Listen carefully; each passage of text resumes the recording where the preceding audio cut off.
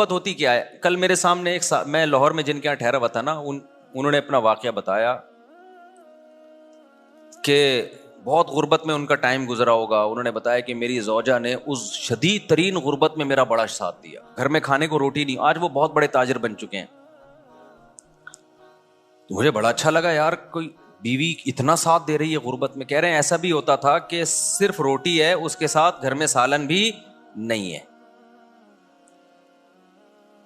تو یہاں تک نوبت آئی, کچھ بھی نہیں ہے, لیکن گھر والی نے کیا دیا. ایسا نہیں ہو کہ جیسے آج بعض خواتین جو بیان نہیں سن رہی, فوراً بھائی شوہر غریب ہو گیا تو خلا لے کے نکل لو پتلی گلی سے. اسی میں بچے بھی دھڑا دھڑ پیدا ہو رہے ہیں, اسی غربت میں, اسی غربت میں بچے بھی کیا ہو رہے ہیں. اللہ پہ توکل بھی ہے نا, حالانکہ وہ کوئی زیادہ کوئی مولانا بھی نہیں ہے, کوئی ایسا بھی نہیں, کوئی بہت زیادہ دیندار سمجھے جاتے ہوں. ایسی نارمل ایک تاجر ہے, بزنس مین ہے, اولاد بھی نہیں روکی, گھر میں کھانے کو روٹی نہیں ہے, بچے بھی پیدا ہو رہے ہیں, کہ کھلانے والا کون ہے؟ اللہ. دیکھو قیامت کے دن پتہ چلے گا اللہ کی نظر میں کون اچھا تھا کون برا تھا. گیٹ اپ تو بھائی سارے بڑے اچھے اچھے بنا کے گھوم رہے ہوتے ہیں, حاجی پاجی تو سارے بن جاتے ہیں. حضرت حکیم الامہ مولانا شرف علی تھانوی رحمہ اللہ تعالی فرمایا کرتے تھے کہ اسلاف میں نا, جو اسلاف تھے ہمارے تابعین, صحابہ, تبع تابعین, ان کے ہاں ظاہری عمل سے زیادہ دل کے عمل کی ویلیو تھی کہ اندر سے بندہ کیسا ہے, اندر سے ٹھیک ہے یا نہیں ہے. اور ہم لوگ جو فوکس کرتے ہیں وہ ظاہر کو زیادہ فوکس کرتے ہیں, اندر کو فوکس نہیں کرتے. ہر چیز میں ایسا ہی ہو رہا ہے. جب ہم مانتے ہیں کہ خدا ہے, رزق اس کے ہاتھ میں ہے, اور وہ منع کر رہا ہے نسل روکنے سے کہ غربت کے خوف سے نسل مت روکو, تو مان لو یار وہ وہی کھلاتا ہے. اوپر سے بولنے والے آپ کو مارکیٹ میں بہت ملیں گے, لیکن یہ اوپر سے ہی ہے, یہ جملہ نیچے نہیں اترتا. اور اس کے پھر صرف اولاد کے روکنے پہ اثرات نہیں آتے, باقی زندگی میں بھی اس کے اثرات آتے ہیں. اولاد کا روکنا تو ایک اس کا اثر ہے جو ظاہر ہو رہا ہے, باقی جگہوں پہ بھی کنجوسی نظر آئے گی, اللہ پہ توکل نظر نہیں آئے گا.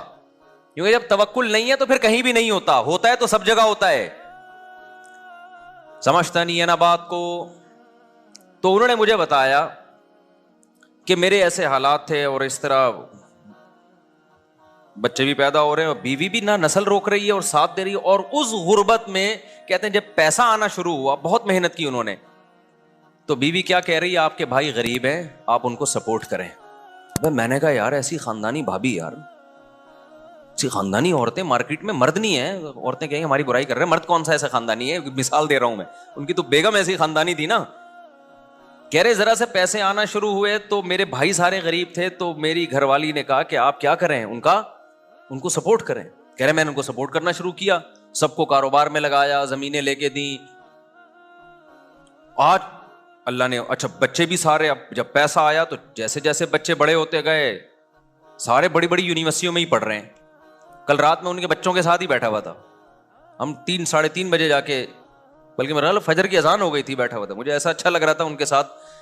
وہ بچوں کی باتیں بھی بڑی ٹائٹ, بڑی بڑی یونیورسٹیوں میں پڑھ رہے ہیں, اور مسائل کیا پوچھ رہے ہیں, سارے دین کے مسائل, کہ اپنے دین کی ہم یونیورسٹی میں حفاظت کیسے کریں, لڑکیوں سے میل جول سے کیسے بچیں ہم.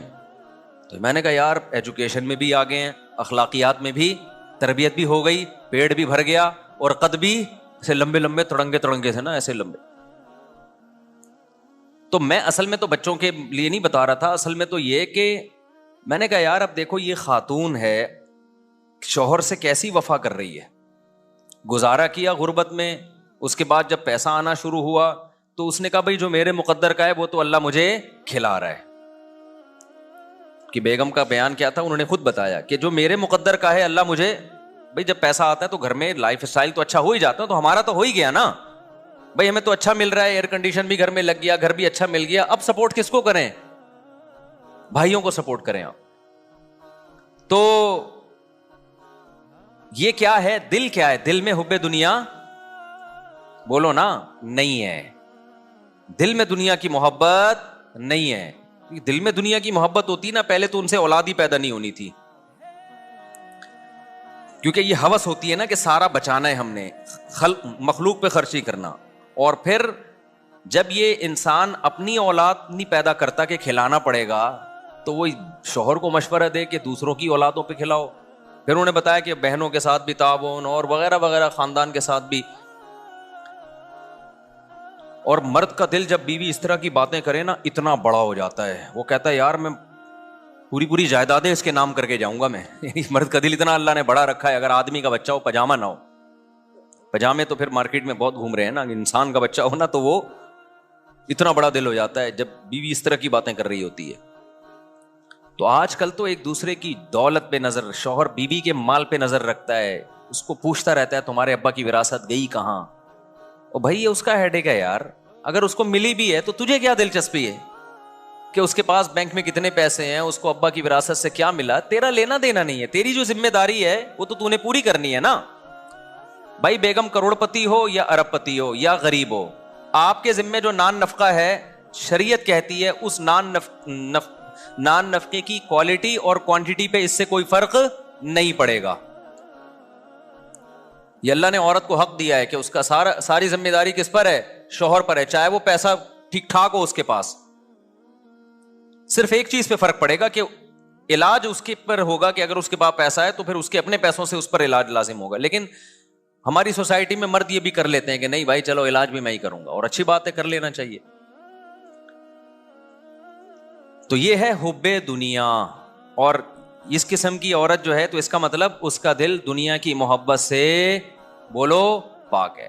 پیسہ اچھا سب کو لگتا ہے، ہوس نہیں ہے پیسہ اچھا لگنا برا نہیں ہے، تو سب کو لگتا ہے اچھا، کیونکہ اس سے نعمتیں ملتی ہیں. اللہ نے دولت کو اپنا فضل کہا ہے قرآن کریم میں.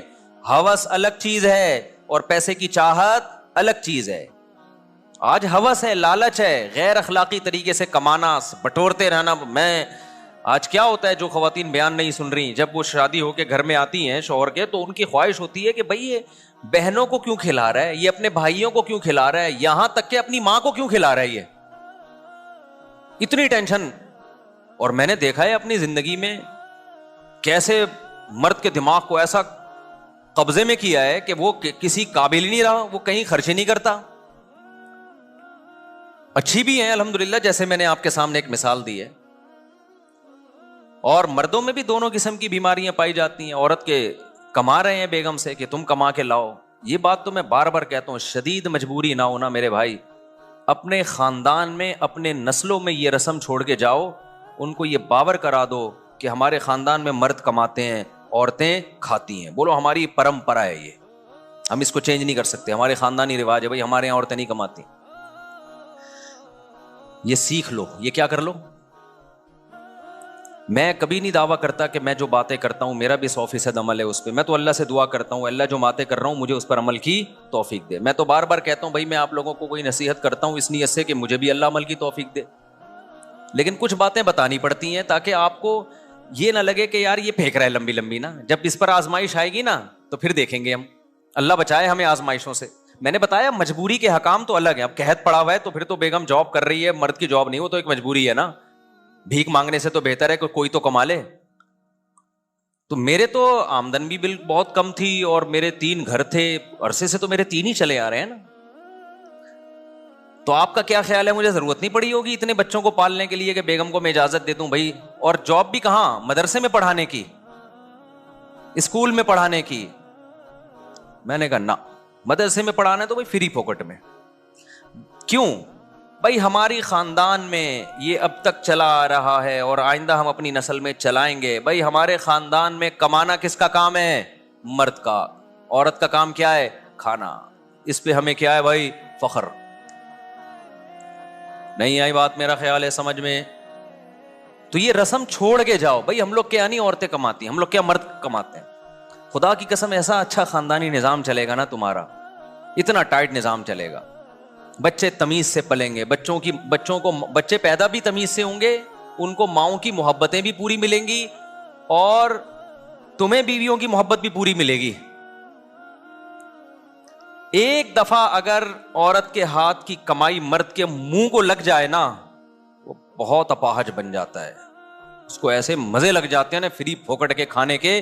کیونکہ جن قوموں میں یہ رواج آیا ہے نا، دیکھو کچھ برائیاں ایسی ہوتی ہیں ان میں بریکیں نہیں ہوتی, وہ ہمیشہ بڑھتی ہیں.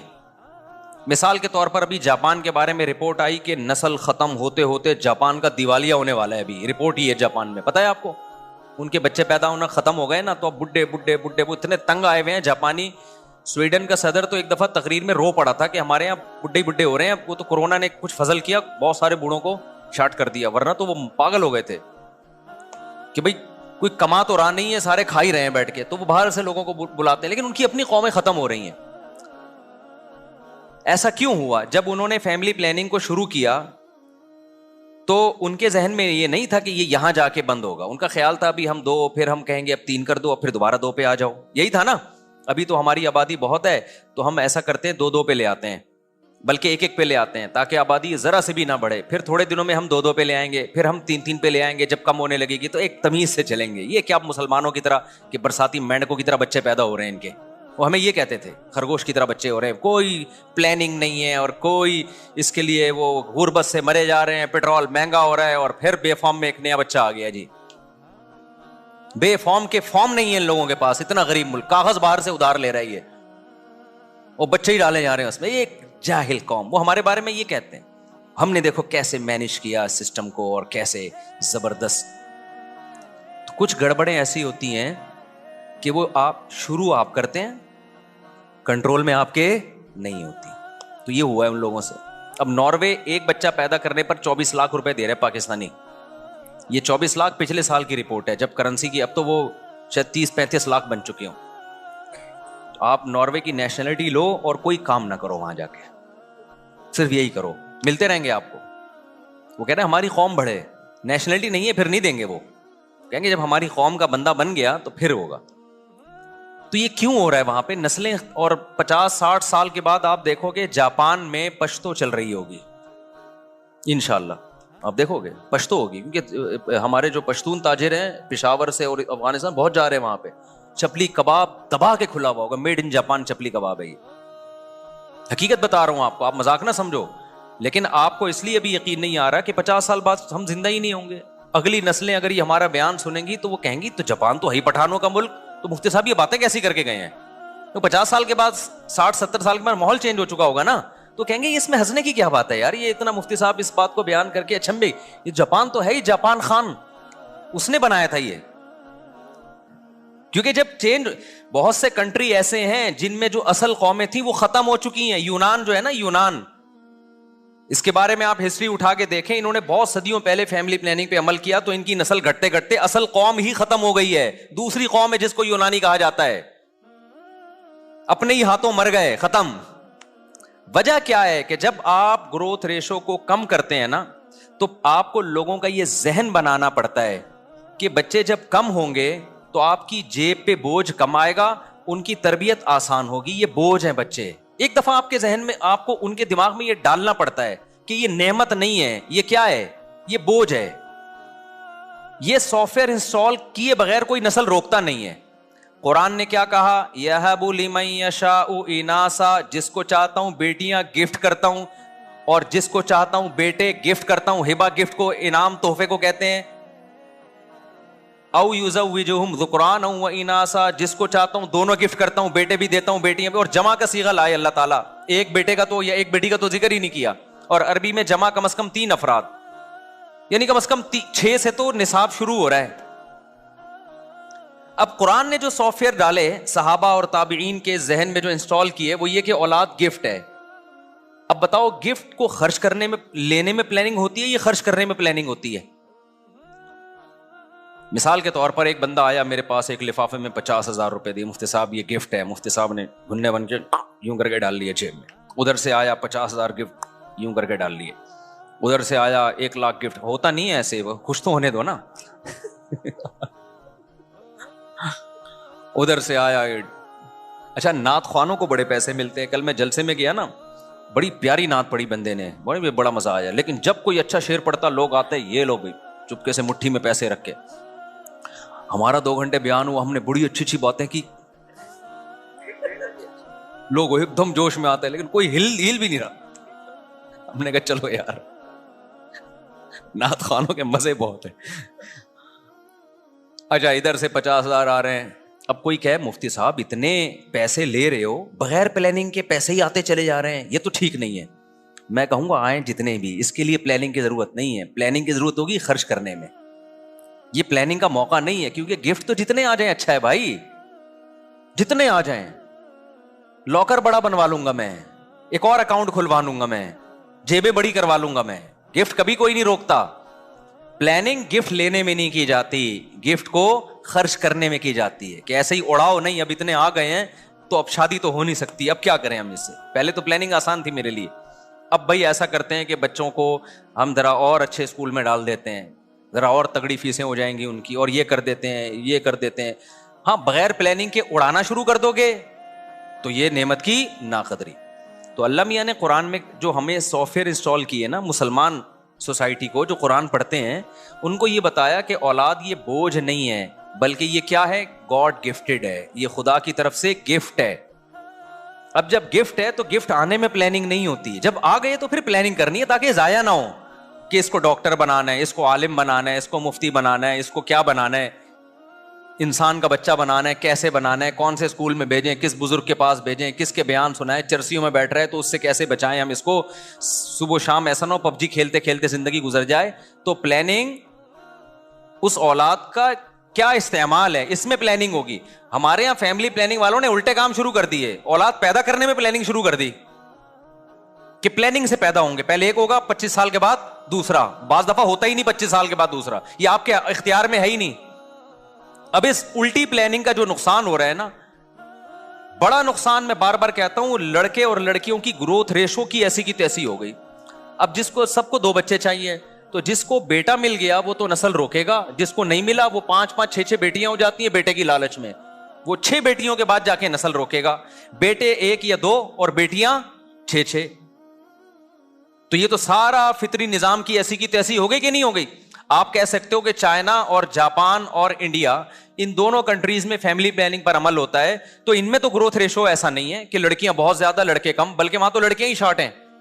تو بھائی وہ ایک اور ظلم کر رہے ہیں جس کا خدا آخرت میں انتقام لے گا. وہ یہ کہ لڑکیوں کو ماں کے پیٹ میں مار دیا جاتا ہے پیدا ہونے سے پہلے, ورنہ اگر وہ پیدا ہونے دینا تو وہاں لڑکیاں ہی لڑکیاں ہوں. اتنی عورتیں پیدا ہو جائیں, مرد مارکیٹ سے شارٹ ہو جائے ان کے, کیونکہ جس فیملی میں ایک بیٹا ایک بیٹی ہو گئی وہ روکے گا نسل, جس کے 2 بیٹے ہو گئے وہ بھی روک لے گا, کیونکہ بیٹے کی ضرورت لوگوں کو بیٹی سے زیادہ ہوتی ہے. خود ماؤں کو بیٹا چاہیے ہوتا ہے. آپ دیکھ لیں ہماری سوسائٹی میں 5 بیٹیاں 6 بیٹیاں 7 بیٹیاں, کس چکر میں یار, اس چکر میں کہ شاید اگلی دفعہ بیٹا ہو جائے, وہ نہیں ہوا تو اب تو سارا سیٹ اپ, جب آپ فطرت کے کام میں ٹانگ اڑاتے ہو تو الٹا پلٹا ہوتا ہے. تو میں یہ کر رہا تھا کہ اسلام نے جو سافٹ ویئر ہمیں ہمارے دیے, جو قرآن پڑھتے ہیں, قرآن پر ایمان رکھتے ہیں, وہ یہ کہ یہ نعمت ہے. لہذا جب آپ کے دماغ میں یہ آ گیا نا, یہ سافٹ ویئر انسٹال ہو گیا کہ نعمت ہے, تو پھر آدمی کیا چاہے گا, میری اولاد زیادہ ہو. یہ کافروں کو بھی یہی پتا تھا کہ اولاد زیادہ ہونا نعمت ہے. یہی وجہ ہے کہ قرآن کافروں کو کہتا تھا کہ تم اگر اطاعت کرو گے تمہیں اللہ کثرت سے اولاد دے گا. یمددکم باموال وبنین, یہودیوں کو اللہ کہتے ہیں, ہم نے کہا کہ جب تم اطاعت کرو گے کثرت سے اللہ تمہیں اولاد دے گا. اور قرآن کہتا ہے, شعیب علیہ السلام نے اپنی قوم سے کہا کہ اللہ کی نعمت کو یاد کرو, وکثرکم, اللہ نے تمہاری آبادی بہت بڑھا دی ہے, یہ اللہ کی نعمت ہے, اس پہ شکر ادا کرو. فیملی پلاننگ والے ہوتے اس زمانے میں, وہ کہتے ہیں یہ بڑھا دیے جی, تو ٹینشن ہے ہمیں. تم اس کو کہہ رہے ہو اللہ کا شکر ہے, ہماری تو بڑھی ہوئی آبادی کیا ہے, ٹینشن. پیغمبر کہہ رہے ہیں بڑھی ہوئی آبادی تمہارے لیے اللہ کی نعمت ہے, شکر ادا کرو. تو اب جب سافٹ ویئر انسٹال کر دیے کہ یہ بوجھ ہے, تو پھر یاد رکھو کچھ دنوں تک ایسا لگتا ہے کہ 2 ہونے چاہیے, اس پہ آپ قوم کو لائیں گے, لیکن اگلا اسٹیپ پہ قوم خود آئے گی, آپ نہیں لائیں گے. وہی کہ جب بوجھ ہے تو پھر 2 کے بجائے کتنے ہونے چاہیے, 1. گورا اس پہ سیٹ ہو گیا آ کے.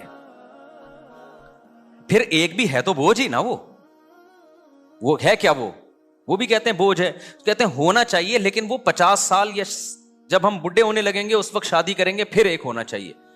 تو یہ ایک ایسی چیز ہے جس پہ شروع آپ کرتے ہیں, پھر یہ آپ کے کنٹرول میں نہیں رہتی. بالکل وہ قصہ ہے کہ وہ جو میں نے بتایا نا کہ دریا میں کمبل بہتا ہوا جا رہا تھا, وہ اصل میں ریچھ تھا, منہ اندر تھا تو اوپر سے لگ رہا تھا کمبل.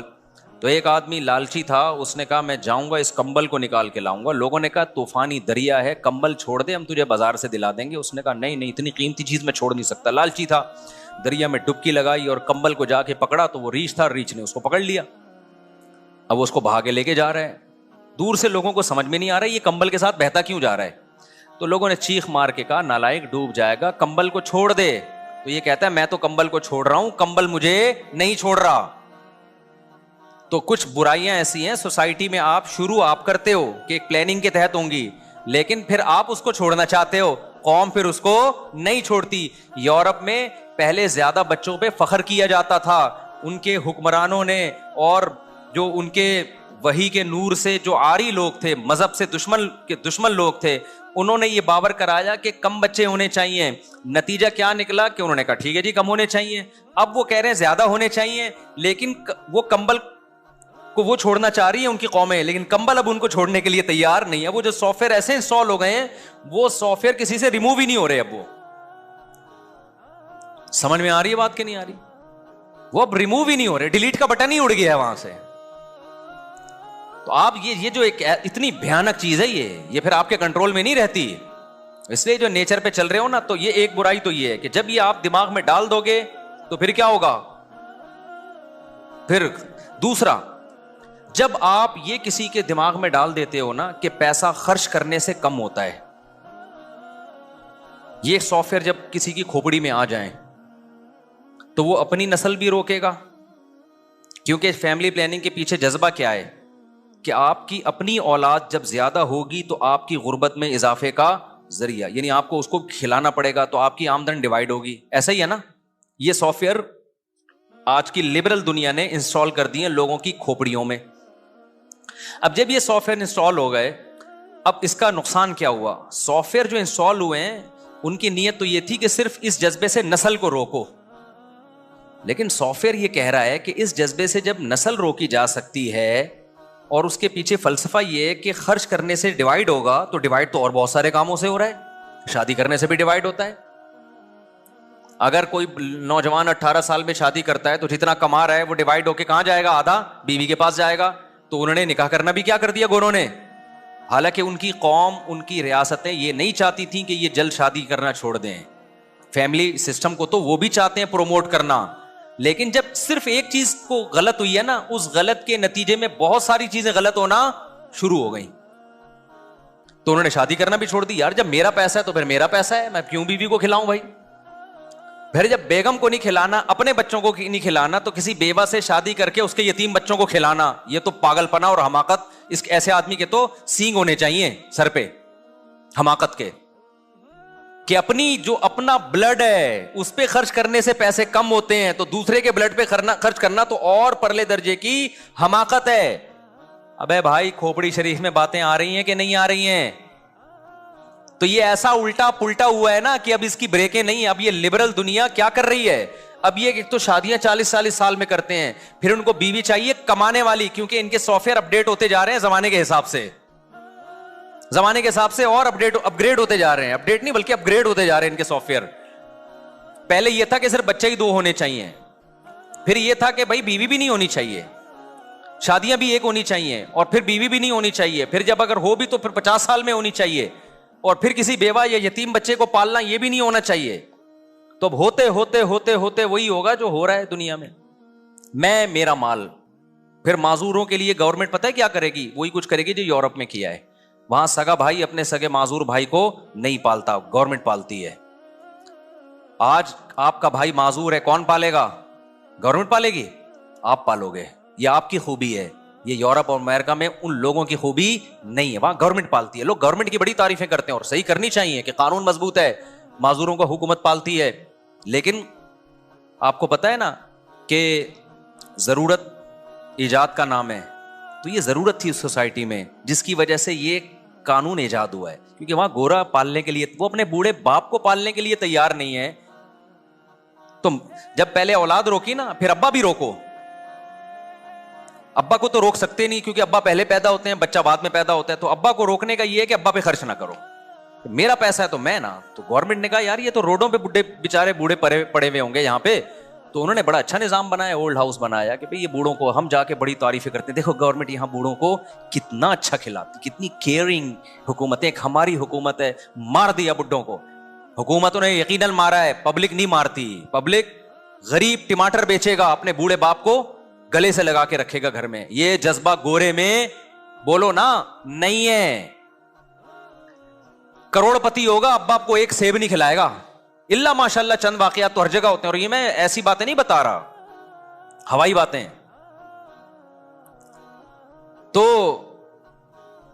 اب معذوروں پہ خرچ گورنمنٹ, لیکن اللہ میاں نے دوسرے طریقے سے ان سے انتقام لیا ہے کہ ٹیکس نکالو ان سے, ٹھیک ہے نا, ٹھیک ٹھاک طریقے سے. کیا ہمیں زکوٰۃ 2.5% دیتے ہوئے موت آتی, اللہ نے ٹیکس کا نظام ہم پر مسلط کر دیا کہ ان سے زبردستی چھینو, جس پہ ان کو ثواب بھی 2 ٹکے کا نہیں ملے گا, ثواب بھی نہیں ملے گا. جو زکوٰۃ پہ ثواب ملتا ہے, فری پھوکٹ میں معذور بھائی پہ خرچ کرنے کا ثواب ملتا ہے, فری پھوکٹ میں ماں باپ کو کھلانے کا ثواب ملتا ہے, ٹیکس پہ وہ ثواب, میں نہیں کہتا کہ گناہ ملتا ہے ٹیکس دینے پہ, ثواب بھی ہو سکتا ہے ملتا ہو, وہ والا نہیں ملتا جو اپنی مرضی سے, تو آپ کے باپ کو بھی دینا ہے, یہ آپ کے باپ کو بھی دینا ہے. اور ان ملکوں میں کم از کم ٹیکس لے کے خرچ انسانوں پر ہو جاتا ہے, ہمارے ہاں تو وہ بھی نہیں ہو رہا. کھوپڑی شریف میں بات آ رہی ہے کہ نہیں آ رہی ہے؟ کھوپڑی ہے الحمدللہ, تو بات بھی آ رہی ہوگی. اچھا خیر. تو اب دیکھو, انہوں نے وہ والے سافٹ ویئر انسٹال کر دیے نا ان میں, یہ یہاں سے شروع ہو نا, اولاد پہ خرچ, تو پھر بیوی پہ بھی خرچ نہیں, پھر ابا پہ بھی خرچ نہیں, پھر معذوروں پہ بھی خرچ نہیں. اسلام نے اس کے بالکل اپوزٹ سافٹ ویئر انسٹال کیے. اسلام نے کیا سافٹ ویئر انسٹال کیے؟ کہا کہ تمہارے لیے پیغمبر کی زندگی میں بہترین نمونہ ہے. اللہ کرے یہ کھوپڑی میں باتیں بیٹھ جائیں, خدا یہ دل کو درست کرنے کی باتیں, اور اللہ کی قسم یہ باتیں دل میں بیٹھ گئی نا, سب سے پہلا انعام پتہ ہے کیا ملے گا؟ ٹینشن فری زندگی, دماغ ایسا ریلیکس ہوگا, مزے کی زندگی اللہ دے گا. جس کے دل میں دنیا اور دولت کی محبت ہونا, سب سے پہلے اللہ اسے انتقام یہ لیتا ہے, اس کا سکون چھینتا ہے اللہ. دل بڑا ہو جائے گا, خرچ کرنے کی عادت پڑے گی, لائف کو کیا کرو گے؟ انجوائے کرو گے لائف.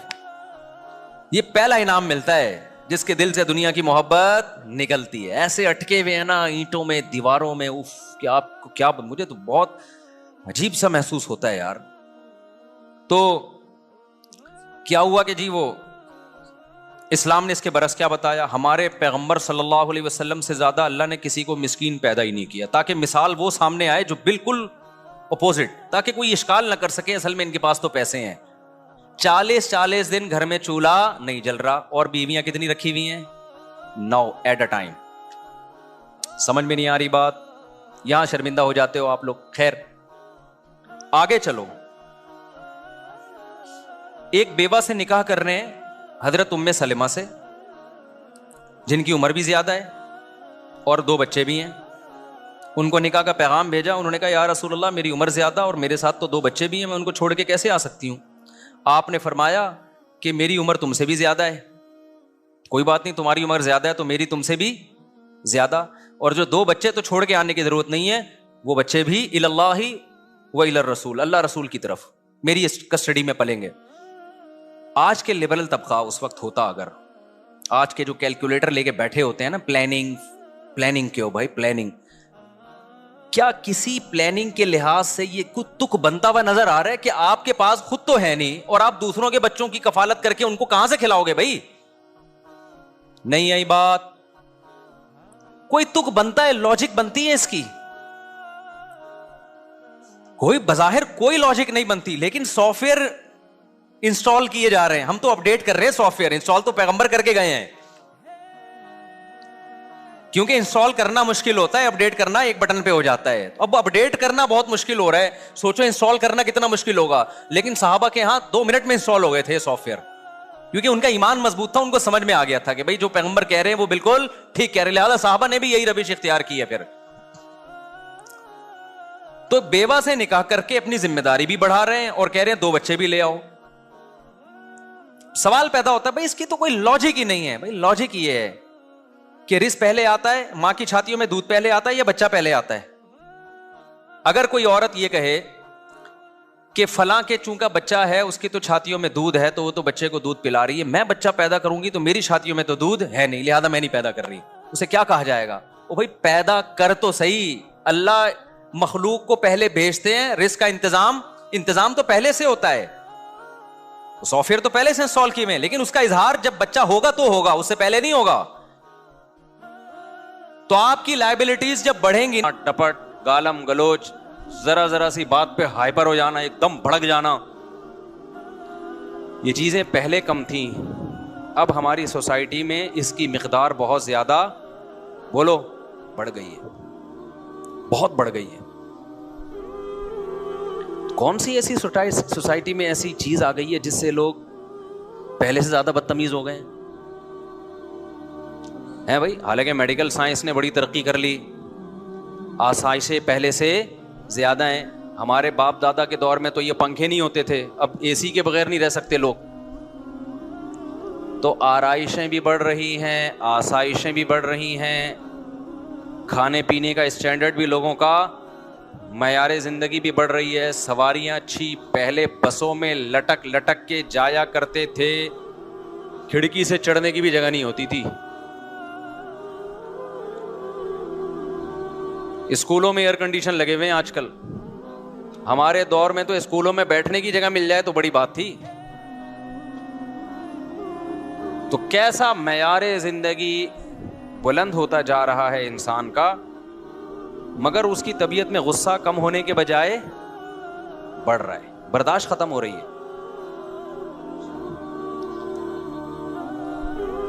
اسلام کا حکم ہے کہ آپ اپنے اندر برداشت پیدا کریں.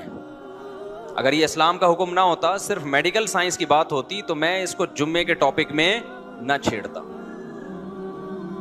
نبی صلی اللہ علیہ وسلم کی خدمت میں ایک صحابی حاضر ہوئے, عرض کیا یا رسول اللہ مجھے نصیحت کیجئے. صحابی کا شاید یہ خیال ہو کہ آپ فرمائیں گے نماز ٹائم پہ پڑھا کرو, زکوٰۃ ٹائم پہ دیا کرو, یہ بھی ضروری ہے, اس کا تو یہ تو اسلام کے ارکان ہیں. لیکن نبی نے ان کو یہ نصیحت نہیں کی. آپ نے فرمایا لا تغضب, غصہ مت کیا کرو. عرض کیا یا رسول اللہ مزید کوئی نصیحت کیجئے. چلو یہ والی تو میری سمجھ میں آ گئی ہے, غصہ نہیں کرنا ہے. اور مزید کوئی؟ آپ نے فرمایا لا تغضب, دوسری نصیحت بھی یہی ہے کہ غصہ بولو مت کرو. صحابی نے بزبان حال کہا کہ ٹھیک ہے, دو باتیں, دو نصیحتیں ہو گئیں, اب تیسری بھی کوئی نصیحت ہو جائے. آپ نے فرمایا لا تغضب, تیسری نصیحت بھی یہ ہے کہ غصہ مت کرو. فردد مرارا, بار بار نبی صلی اللہ علیہ وسلم ان الفاظ کو ریپیٹ کرتے رہے, غصہ مت کرو, غصہ مت کرو, غصہ مت کرو. کیوں؟ نبی جانتے تھے کہ ان کو جتنی ضرورت غصے پہ کنٹرول کرنے کی ہے, اتنی کسی اور چیز پہ کنٹرول کرنے کی ان کو ضرورت نہیں ہے. ان کے اندر جو بھی برائی ہے غصے کی وجہ سے ہے.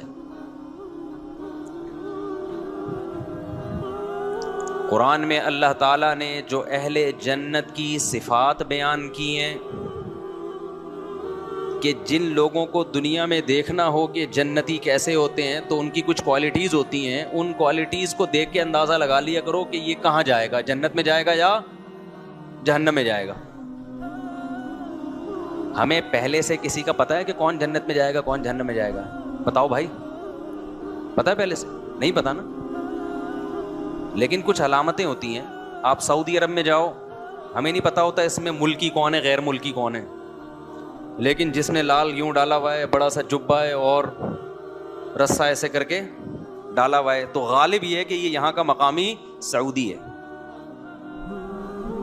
اور جو بیچارہ شلوار قمیض میں گھوم رہا ہے, ٹیڑھی میڑھی سی ٹوپی ہے اس کی, ایسے لگ رہا ہے کہ جیسے قرضہ مانگنے آیا ہوا ہے, تو سمجھ جاؤ کہ یہ کیا ہے. زیادہ تر 100% نہیں, یہ انڈین یا پاکستانی ہے. حالانکہ یقین نہیں ہوتا, عین ممکن ہے کہ سعودی نے شلوار قمیض شو کے لیے پہن کے دیکھا ہو کہ کیا لگ رہا ہے, لیکن علامتوں سے اندازہ ہو جاتا ہے. اندازے کے لیے علامتیں ہوتی ہیں. اکثر مالدار لوگوں کی ڈریسنگ سے پتہ چل جاتا ہے کہ یہ پیسے والے ہیں, حالانکہ ہم نے ان کی جیبوں کو ٹٹول کے نہیں دیکھا ہوتا. غریب آدمی کی ڈریسنگ سے پتہ چل جاتا ہے کہ اس کی جیب میں پیسے کے علاوہ سب کچھ ہے, حالانکہ ہم نے جیبوں کو ٹٹول کے نہیں دیکھا ہوتا. آپ نے سنا ہوگا نا, بھائی تو شکل سے غریب لگتا ہے, سنا ہوگا نا یہ لفظ. تو علامتیں ہیں نا, علامتیں, ان سے بہت چیزوں کا انسان کو آئیڈیا ہو جاتا ہے. تو اللہ میاں نے جنت میں کون جائے گا اور کون جہنم میں جائے گا, یقینی طور پر تو صرف ہمیں پیغمبروں کے بارے میں بتایا کہ پیغمبر سارے جنت میں جائیں گے, اور صحابہ کے بارے میں بتایا کہ جنت میں جائیں گے. باقیوں کے بارے میں مجھے اور آپ کو نہیں پتا کہ کون جنت میں جائے گا اور کون جہنم. نہ آپ مجھے دیکھ کے یقین سے کہہ سکتے ہو، نہ میں آپ کو دیکھ کے. لیکن اللہ نے کچھ علامتیں بتا دی ہیں بھائی کہ یہ والی علامتیں جن لوگوں میں پائی جائیں تو غالب یہ کہ یہ کہاں کے لیے بنے ہیں؟ جنت کے لیے بنے. اور یہ والی علامتیں جن لوگوں میں پائی جائیں تو یقینی طور پہ تو نہیں کہہ سکتے، لیکن غالب یہ ہے کہ یہ کہاں جائے گا؟ جہنم میں. کیوں؟ جہنم میں یہی اسی ڈیزائن کے لوگ جاتے ہیں. سمجھتے ہو اب وہ ڈیزائننگ کیا ہے؟ بہت ساری چیزیں ہیں. اللہ میاں نے سب سے پہلے نماز کا ذکر کیا کہ جس کو 5 ٹائم مسجدوں میں حاضری دیتے ہوئے دیکھو تو غالب کیا ہے کہ یہ کس کے لیے بنا ہے؟ جنت کے لیے بنا ہے. سب سے زیادہ تو اس میں نماز کو فوکس کیا گیا ہے. یہ ظاہری اعمال ہے، ظاہری. لہذا جو مسجدوں میں حاضری نہیں دیتا، نماز نہیں پڑھتا، تو ظاہری جو علامت ہے نا، اس سے کچھ باطنی علامتیں کچھ ظاہری ہیں. میں ظاہری علامت کی بات کر رہا ہوں. تو جو نماز ہی نہیں پڑھتا تو غالب کیا ہے کہ یہ کس کے لیے بنا ہے؟ جنت کے لیے، جہنم کے لیے؟ غالب ہی ہے. یقینی فتویٰ نہیں دے سکتے ہم. علامتیں کون سی ہیں؟ جہنم والی علامتیں. آج نماز کی تو کوئی ویلیو نہیں ہے نا. میں اکثر ایک واقعہ بتاتا ہوں. ایک خاتون نے بتایا کہ میرے بھائی کا انتقال ہو گیا، بہت ہی نیک تھا وہ، تو آپ اس کے لیے دعا کریں. میں نے دعا کر دی. تو کوئی شرعی مسئلہ پوچھنا تھا انہوں نے، وراثت وغیرہ کا. تو جب انہوں نے بار بار کہا نا بہت نیک تھا، تو میں نے کہا پتہ نہیں کیا اس میں کوئی کوالٹی ہوگی جو بہت زیادہ نیک تھی. یہ کئی سال پرانا واقعہ ہے، 10-15 سال تو ہو گئے ہوں گے اس میں. میں نے کہا شاید کوئی بہت زیادہ، تاکہ مجھے بھی موٹیویشن ملے، ہم بھی وہ نیکی والے کام کریں تاکہ ہم مریں تو لوگ ہمارے بارے میں بولیں بہت نیک تھے بھائی. تو میں نے پوچھا کیا نیکی تھی؟ نماز پڑھتے تھے؟ انہوں نے کہا نماز نہیں پڑھتے تھے. پھر تو واقعی بہت نیک تھا وہ. میرا خیال تھا شاید تہجد نہیں پڑھتا ہوگا، اشراق نہیں، فرض نماز پڑھتے. کہ فرض نماز نہیں پڑھتے تھے وہ زیادہ نیک نہیں ہو گیا. مجھے ایسا لگا کہ وہ زیادہ نیک نہیں ہو گیا. تو بھائی یہ کون سا معیار ہے یار؟ جو فرض نماز نہیں پڑھ رہا وہ نیک بھی نہیں ہے، بلکہ کیا ہے؟ بہت نیک ہے. آج کل نیک اس کو سمجھتے ہیں لوگوں سے مسکرا کے بات کر لے، کسی سے اس کا جھگڑا نہ ہو، سب کی آنکھوں کا وہ تارا ہو، اور بس اس چیز کو لوگ سمجھتے ہیں بہت اچھا ہے. او بھائی پہلے اللہ میاں سے پوچھو جس نے پیدا کیا ہے. اللہ میاں اچھوں کو جب ایکسپلین کرتے ہیں، ڈیفائن کرتے ہیں، تو ایک جگہ بھی قرآن میں ایسی نہیں ہے جہاں اللہ نے نماز سے شروع نہ کیا ہو. قرآن جہاں سے شروع ہو رہا ہے الذین یقیمون الصلاۃ ومما رزقناہم ینفقون. اللہ فرماتے ہیں یہ کتاب ہدایت ہے پرہیزگاروں کے لیے. وہ کون ہے پرہیزگار؟ اچھے لوگ کون ہیں؟ جو نمازوں کو قائم کرتے ہیں. پھر اگلے درجے میں صدقات و خیرات کرتے ہیں. کنجوس آدمی اللہ کی نظر میں اچھا بولو نہیں، بے نمازی اچھا نہیں ہے، کنجوس اچھا نہیں ہے. میری اور آپ کی نظر میں اچھا ہو سکتا ہے کہ یار بہت اچھے طریقے سے ملتا ہے، جب پیسے مانگو دے دیتا ہے ہمیں. اللہ میاں نے سب سے پہلے کس چیز کو رکھا ہے؟ نماز کو. یہ ظاہری اعمال میں، باطنی کی میں بات کر رہا ہوں، لہذا آج میں باطنی کو زیادہ فوکس کروں گا. تو جہاں اللہ نے اچھے لوگوں کی علامتیں بیان کی، جنتی لوگوں کی علامتیں بیان کی، ان میں ایک بہت بڑی علامت والکاظمین الغیظ، یہ غصے کے گھونٹ کو پینے والے ہیں. غصے کے کڑوے گھونٹ کو بولو پی جاتے. لہذا آپ کو اگر کوئی ایسا بندہ نظر آئے جو بات بات پہ ہائپر ہو جاتا ہے، ایک دم رگیں پھول جاتی ہیں، دماغ ایسے جیسے ابھی چیر پھاڑ کے برابر کر دے گا، تو ہم یقینی طور پہ کسی پہ فتویٰ نہیں لگاتے کہ جہنم میں جائے گا. لیکن لگتا کیا ہے؟ کہاں کے لیے بنا ہے یہ؟ جو اس کے اندر آگ ہے نا اتنی بھڑکنے کی، تو یہ آگ ہی کے زیادہ مناسب. جنت میں ماحول خراب کرنے کے لیے اللہ ایسے لوگوں کو بولو نا نہیں لے کر آئیں گے. ماحول خراب کرے گا نا وہاں جا کے بھی. ایک حور بھی کم پڑ گئی فرشتوں کا بیڑا غرق کر دے گا. اس کو 70 حوروں کا وعدہ کیا تھا، 69 آ رہی ہیں گنتی میں. اب بتاؤ چیزیں توڑ پھوڑ شروع کر دے گا کہ نہیں کر دے گا؟ ہائپر ہو جائے گا. تو ہائپر لوگوں کے لیے، ایک دم کھوپڑی گھومنے والوں کے لیے اللہ نے جنت کو، جملہ تو مکمل، میری کھوپڑی نہ گھوم جائے کہیں. مجھے ڈر یہ لگ رہا ہے میں اخلاق پہ بیان کر رہا ہوں اور مجھے نہ غصہ آ جائے گا. جب بھی میں ادھورا جملہ چھوڑوں فوراً کمپلیٹ کرو اس کو. تو جو بات بات پہ جن کی اچانک کھوپڑی گھوم جاتی ہے, ایک دم ہائپر ہو جاتے ہیں, ایک دم رگیں بھول جاتی ہیں, ہمیں قرآن سے پتا چلتا ہے ان میں جنتیوں کی علامتیں نہیں ہیں. یہ جنت میں گئے تو جنت کا ماحول کیا کریں گے, خراب کریں گے. تو میں یہ عرض کر رہا تھا کہ یہ جو ایک دم بات بات پہ ہائپر ہو جانا, غضبناک ہو جانا, اسلام میں یہ پسندیدہ کام نہیں ہے. ہمارے قرآن کی میں نے آیت پڑھی کہ اللہ نے جنتی لوگوں کی صفت بیان کی کہ والکاظمین الغیظ, یہ لوگ غصے کے کڑوے گھونٹ کو پیتے ہیں. تو ہمیں یہ پتا چل گیا ان آیتوں سے, ان احادیث سے, اور بھی بہت ساری احادیث ہیں لیکن میں نے مختصر آپ کے سامنے پیش کی ہیں, اسلاف کے واقعات ہیں بہت اس پہ. اس سے ہمیں یہ بات تو پتا چل گئی کہ ایک دم ہائپر ہو جانا, غضبناک ہو جانا, یہ کوئی اچھا کام نہیں ہے. یہ میں اس لیے ایکسپلین کر رہا ہوں کہ آج اس کو بھی اچھا سمجھا جانے لگا ہے. آپ نے نوجوانوں کو دیکھا ہوگا, اکثر ایک ڈائلاگ بولتے ہیں, ابے میری فلاں سے بات چیت ہوئی, اس نے مجھے یہ جملہ کہا, اور تجھے پتا ہے تیرے بھائی کو جب غصہ آتا ہے, تجھے پتا ہے, پھر آگے تو مجھے بتانے کی ضرورت نہیں ہے. بھائی بری چیز پہ فخر کیوں کر رہے ہو ہیں؟ یہ شو مارنے کی بات نہیں ہے, یہ آپ کے لیے یہ گدھے ہونے کی دلیل ہے, یہ گدھے ہونے کی دلیل ہے. یہ کوئی خوشی کی بات نہیں. خوشی یہ ہے کہ یار تیرے بھائی کو جب غصہ آتا ہے نا تو بالکل بھی پاگل نہیں ہوتا اس میں. اصل میں تو میری عقل کا پتہ ہی غصے میں چلتا ہے. نارملی تو سب نارمل ہی ہوتے ہیں بھائی. ابھی دیکھو سب یہاں نارمل بیٹھے ہوئے ہیں, نہ میں آپ کو برا لگ رہا ہوں نہ آپ مجھے برے لگ رہے ہیں. آرام سے تمیز سے بیٹھ کے ہم ایک دوسرے کی بات سن رہے ہیں. اصل مقصد ہے کہ جب کسی غصہ آیا ہوا ہو, پھر آپ کا ایٹیٹیوڈ کیا ہوتا ہے, پھر آپ کا اسٹائل کیا ہوتا ہے, پھر آپ کنٹرول میں رہتے ہیں کہ نہیں رہتے. اگر کنٹرول میں رہتے ہیں فخر کرنے کی چیز ہے. پھر بولا کرو یار تیرے بھائی کو جب غصہ آتا ہے نا, پھر بھی ایسے ہی رہتے جیسے ابھی. سمجھ میں نہیں آ رہی بات؟ تو یہ نوجوان یہ ڈائلاگ سیکھ لیں. یہ نہ بولا کریں بھائی تیرے بھائی کو جب غصہ آتا ہے تو پھر پاگل ہو جاتا ہوں میں, پھر میں نہیں دیکھتا. جس کی یہ عادت ہے نا جب غصہ آتا ہے تو بالکل پاگل ہو جاتا ہے, تو خوب سمجھ لو کہ اس طرز عمل میں وقتی طور پر چند بے وقوف آپ کی تعریف کر لیں گے کہ یار یہ کسی کی نہیں سنتا, ڈرتا ورتا نہیں ہے. چند بے وقوف تعریف کریں گے, لیکن ایسا آدمی پریکٹیکل لائف میں بری طرح ناکام ہوتا ہے. یہ نہ دین کا نہ دنیا کا, کہیں بھی ترقی نہیں, نہ کاروبار کر سکتا ہے یہ, نہ جاب کر سکتا ہے, نہ اللہ کو راضی کر سکتا ہے. جو غصے میں کیا ہو جاتا ہے, پاگل. نہ یہ گھریلو لائف میں کامیاب ہے, طلاقیں بھی ہوں گی ان کے گھروں میں, بچے باغی بنیں گے, رشتہ دار ٹوٹ جائیں گے, کہیں بھی یہ کام, اور پھر ایک دن ڈپریشن سے مر جائے گا کیونکہ یہ غصے میں کیا ہو جاتا تھا, پاگل. اس سے صحت خراب ہوگی اس کی. ہمیشہ خوش مزاج لوگ جو غصے میں پاگل نہیں ہوتے, غصہ آتا کم ہے ان کو, ہمیشہ وہ کامیاب لائف گزارتے ہیں. ہمیشہ یاد رکھو ٹینشن دینا سیکھو.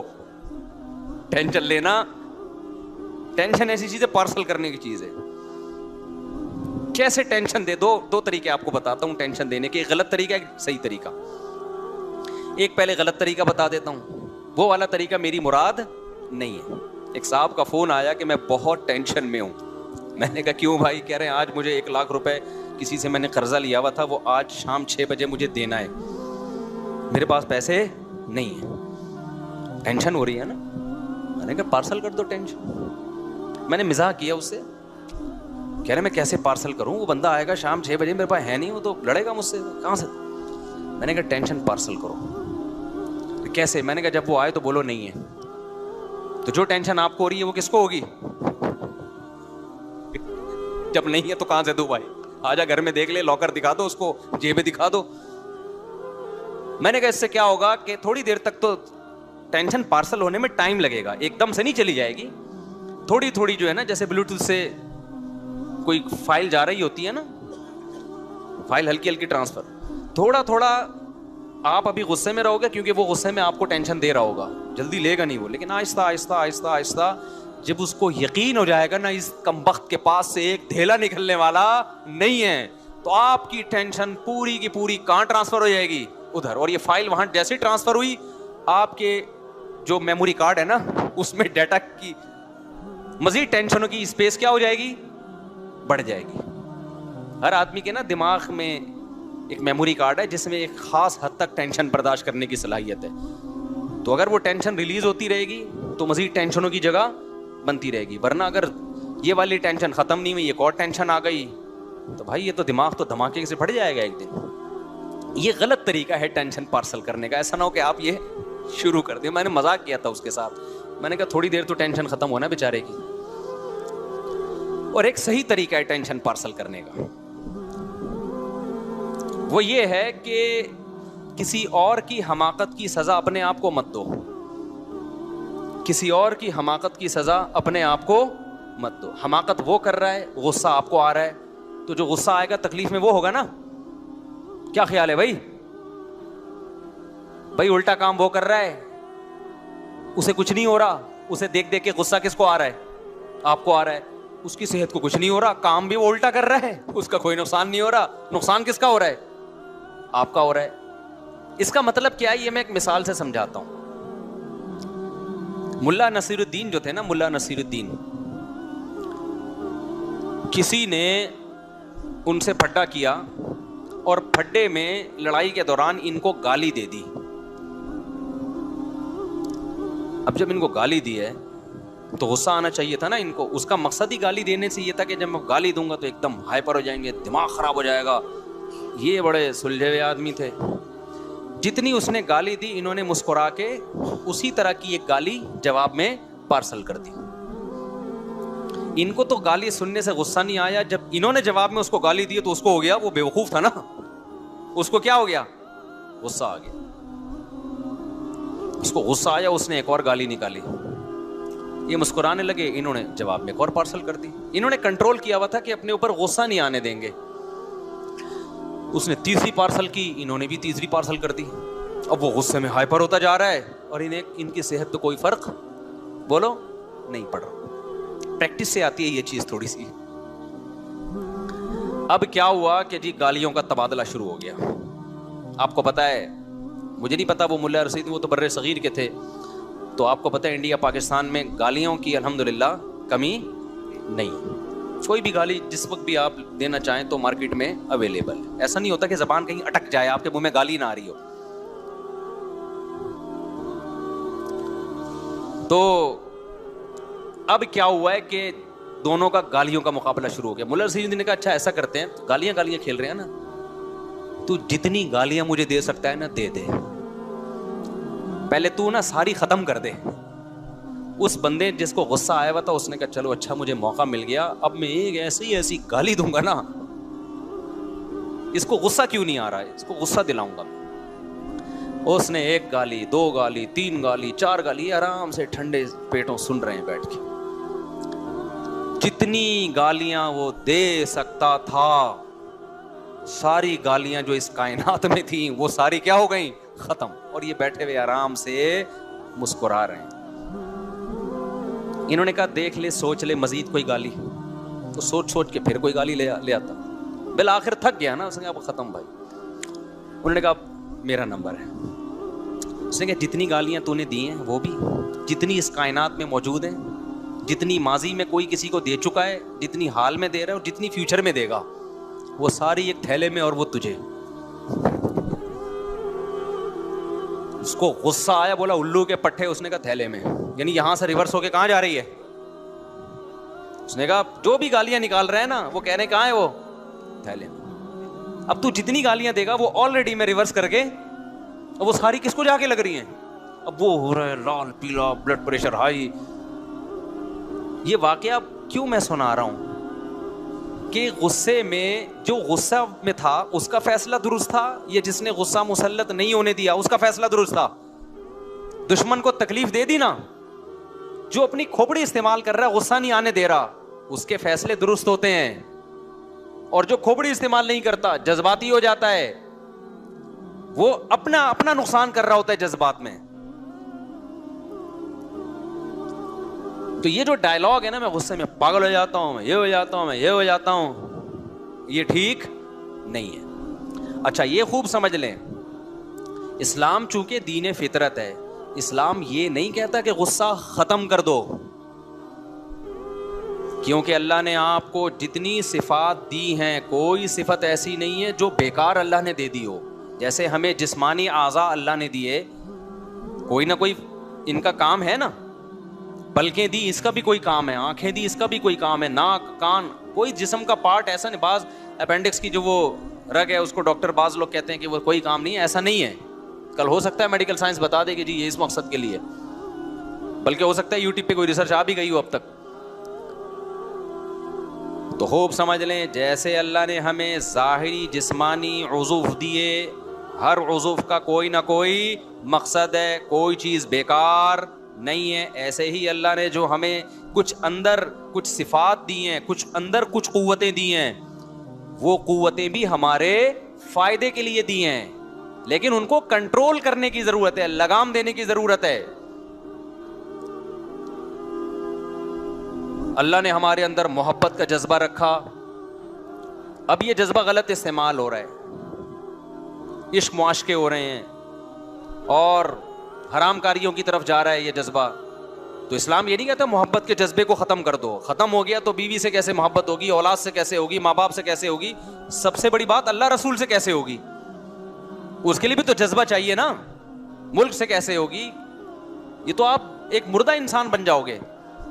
اللہ نے شہوانی جذبات رکھے ہیں, ڈیزائرز رکھی ہیں, یہ ڈیزائرز غلط استعمال ہو رہی ہے, انٹرنیٹ پر فحش فلمیں دیکھی جا رہی ہیں, زنا کی طرف جا رہے ہیں, اور جو کچھ گند بلا ہماری سوسائٹی میں.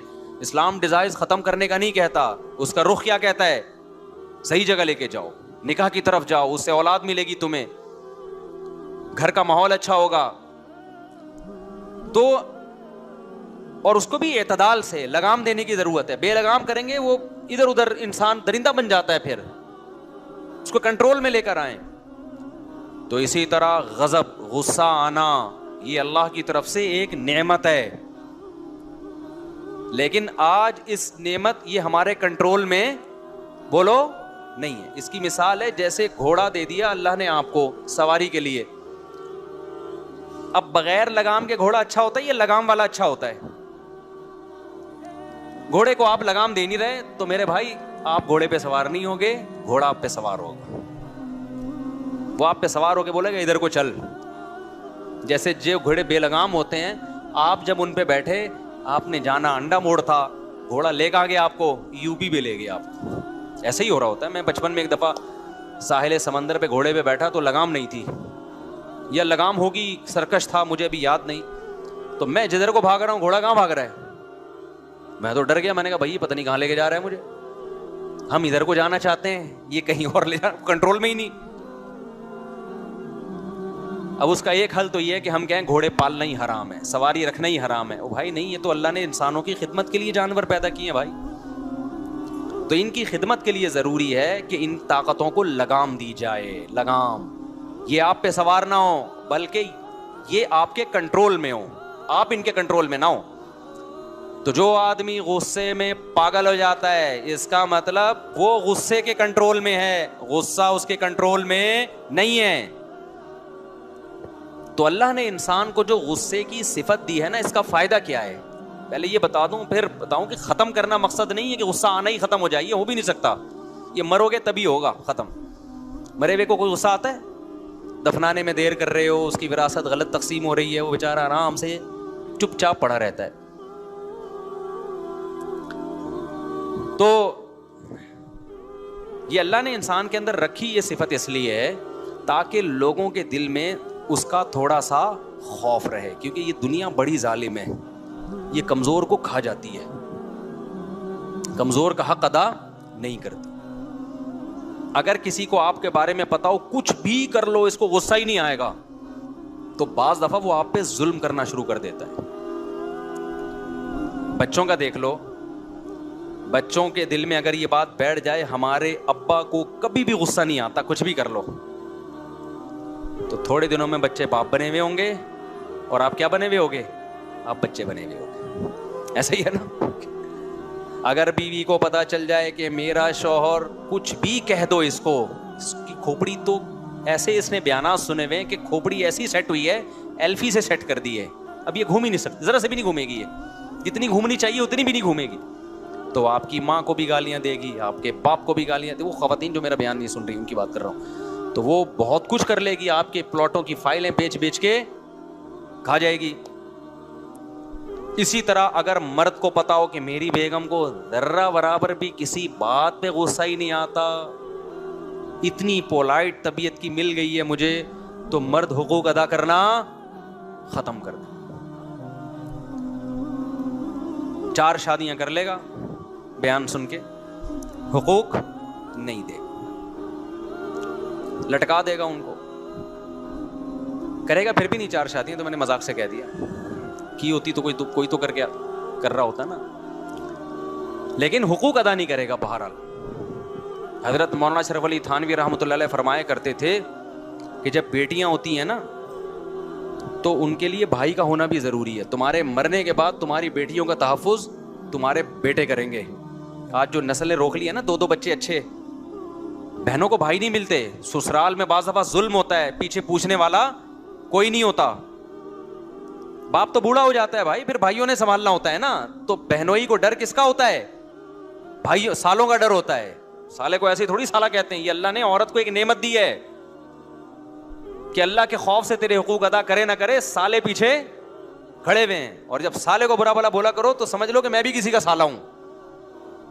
اور تمہارے جو بہنوئی حقوق ادا کر رہے ہیں تمہاری بہن کے, کچھ اللہ کے خوف سے اور کچھ تمہارے خوف سے.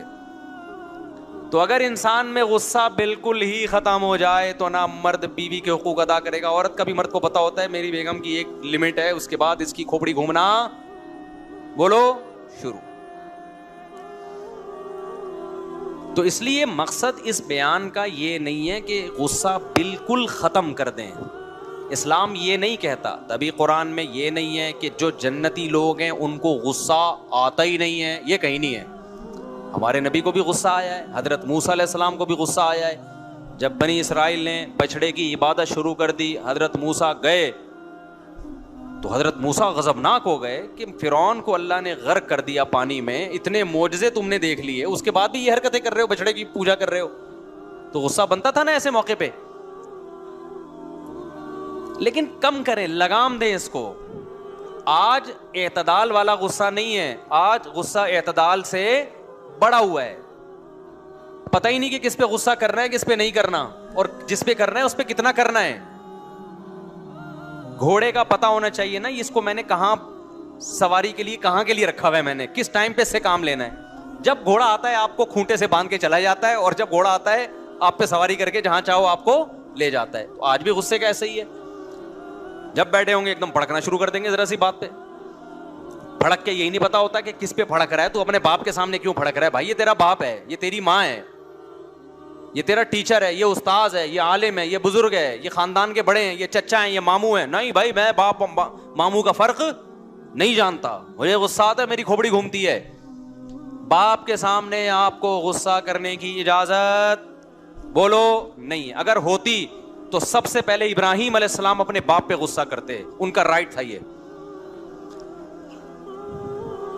ان کا حق بنتا تھا. کیوں اتنا ظلم کیا ابراہیم کے باپ نے کہ ایک پیغمبر جو قوم میں توحید کی دعوت دے رہا ہے کہ بت پرستی چھوڑ دو, انہی کے گھر میں بتوں کی فیکٹری لگی ہوئی ہے. کیا گزرتی ہوگی ابراہیم علیہ السلام کے دل پہ, کیسے آرے چلتے ہوں گے. پوری قوم سے حضرت ابراہیم کے مناظرے ہو رہے ہیں. ما هذه التماثيل التي انتم لها عاكفون, یہ کیسی تصویریں ہیں جن کے سامنے تم جھکتے ہو, خدا کو چھوڑ کر اپنے ہاتھ کی بنائی ہوئی چیزوں کو کیوں پوجتے ہو. لوگ جواب میں کیا کہتے ہیں, پہلے اپنے یہی کہتے ہوں گے نا, اپنے گھر کو تو ٹھیک کر لو, یہ تو ہم نے تصویر خریدی تمہارے باپ سے ہے, یہی کہتے ہوں گے نا جواب میں. کیا گزرتی ہوگی. آپ صبح شام پی ٹی آئی کے حق میں تقریر کر رہے ہو, عمران خان زندہ باد, یہ زندہ باد, اور ایک دم جذباتی ہو جاتے ہو. آپ کے ابا کس کے سپورٹر ہیں؟ مسلم لیگ کے. گھروں میں لڑائیاں ہو رہی ہیں کہ نہیں ہو رہی؟ اس بیس پہ لڑائیاں ہو جاتی ہیں. تو یہ مسئلہ بہت کم ہے. ابراہیم علیہ السلام کا مسئلہ اس سے کئی گنا, وہاں P T I Muslim league کا جھگڑا نہیں تھا, وہاں تو وہ چیز وہ شرک گھر میں ہو رہا ہے جس شرک کو روکنے کے لیے اللہ نے ابراہیم خلیل اللہ کو بھیجا ہے, اور اس پہ جنت اور جہنم کے فیصلے ہوتے ہیں. پی ٹی آئی اور مسلم لیگ پہ جنت جہنم کے فیصلے نہیں ہوتے. اس سے بڑا اختلاف تھا. ایک حرف باپ کی شان میں نازیبا نکلا ہو قرآن میں دکھا دو مجھے کہیں. ابراہیم علیہ السلام تبلیغ کے دوران کبھی خود پہ غصہ آنے دے دیا انہوں نے, یا ایسی ورڈنگ استعمال کی ہو جس سے باپ کی شان میں ذرہ برابر بھی توہین کا عنصر نکلتا ہو. پورے قرآن میں جو بھی کانورزیشن ابراہیم علیہ السلام کی اپنے والد کے ساتھ ہے اس میں ایسے بے ادبی کے لفظ بھی کہیں ہمیں نہیں ملتا. اور دوسری طرف سے جو رسپانس مل رہا ہے وہ دھمکیاں ہی مل رہی ہیں. یا ابتی لم تعبد ما لا يسمع ولا يبصر ولا يغني عنك شيئا, اے میرے پیارے ابا آپ ایسے بتوں کی عبادت کیوں کرتے ہو جو نہ سن سکتے ہیں, جو نہ دیکھ سکتے ہیں, اور نہ آپ کو فائدہ پہنچا سکتے ہیں. میں آپ کے فائدے کے لیے کہہ رہا ہوں, کیوں کر رہے ہیں؟ انی اخاف وہ کیا آیت ہے قرآن کی, ہاں, انی اخاف ان یمسک عذاب من الرحمن, مجھے ڈر ہے رحمان کی طرف سے کوئی مصیبت نہ آ جائے آپ کے اوپر, میں آپ کو مصیبت سے بچانا چاہتا ہوں. یہ کتنے مزے, کتنے آرام سے محبت سے سمجھا رہے ہیں, اے میرے پیارے ابا. جواب میں کیا رسپانس ملتا ہے, رپلائی کیا ہوتا ہے؟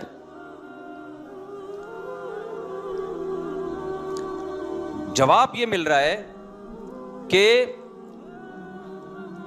اے ابراہیم اگر تو اپنی دعوت سے باز نہ آیا, لَأَرْجُمَنَّكَ, میں تجھے پتھروں سے مار کے ہلاک کروں گا. آج باپ جو کہتے ہیں نا میں تیری ٹانگیں توڑ دوں گا, میں تجھے تھپڑ ماروں گا, یہ ہوتا ہے نا, جبکہ یہ بھی اوپر کی دھمکی ہوتی ہے. ابراہیم علیہ السلام کا والد کیا کہہ رہے ہیں کہ وَهْجُرْنِي مَلِيًّا, مجھے میرے حال پہ چھوڑ دے, اگر تو اسی طرح تبلیغ مجھے سمجھاتا رہا, لَأَرْجُمَنَّكَ, میں کیسے ماروں گا؟ پتھروں سے مار مار کے ہلاک کروں گا, میں اذیت ناک موت دوں گا. ایسے موقع پہ اولاد کی کھوپڑی گھومنی چاہیے کہ نہیں گھومنی چاہیے کہ ابا ہم آپ کے فائدے کے لیے ایک بات کر رہے ہیں, اگر نہیں سمجھ میں آ رہی تو آپ بولو کہ میں نہیں فالو کرتا, یہ دھمکیاں کیوں دے رہے ہو کہ پتھروں سے ماروں گا؟ نا نا نا نا. اگر آج ایسا ہو تو اولاد کا رپلائی کیا ہوگا؟ کس قدر بدتمیزی سے باپ کے سامنے بات کرے گی نا اولاد, اور دوستوں کو بتا رہا ہوگا میرے ابا نے جب مجھے یہ بولا تو تیرے بھائی کی کھوپڑی گھوم گئی. ہم کسی کا کھاتے تھوڑی ہیں, ہم خود جاب کرتے ہیں, ہم خود کماتے ہیں, ہمارا اپنا بزنس ہے. باپ نے ہمیں کھلا پلا دیا تو کون سا کوئی خرید تھوڑی لیا, غلام تھوڑی بن گئے ہیں. یہ رپلائی ہوتا ہے کہ نہیں ہوتا؟ آپ ابراہیم خلیل اللہ کے حوصلے کو داد دو بھائی. جب ابراہیم علیہ السلام کے باپ نے یہ جملہ کہا نا, اتنی پیاری تبلیغ کا رپلائی کیا ہو رہا ہے؟ پتھروں سے مار کے ہلاک کروں گا. قال السلام علیک, اے ابا اللہ کی آپ پر سلامتی ہو. ساستغفر لک ربی انہ کان بی حفیہ. اب میں آپ سے نا امید ہو گیا, جو آپ کا رسپانس ہے اس سے لگ رہا ہے کہ آپ بت پرستی نہیں چھوڑو گے, لیکن میں آپ کی خیر خواہی میں لگا رہوں گا. ٹھیک ہے, میں اب تبلیغ نہیں کروں گا آپ کو, کیونکہ اس سے فائدے کے بجائے کیا ہو رہا ہے؟ نقصان. بعض دفعہ یہ ہوتا ہے تبلیغ سے فائدے کے بجائے نقصان, اور آپ کی اللہ سے دشمنی بڑھ رہی ہے. لیکن ایک کام ہے, آپ کے لیے موت تک مغفرت کی دعا کرتا رہوں گا. میں کیا کرتا رہوں گا؟ اللہ سے دعا کرتا رہوں گا کہ میرے باپ کو بخش دے. سمجھ میں آ رہی ہے بات کہ نہیں آ رہی ہے؟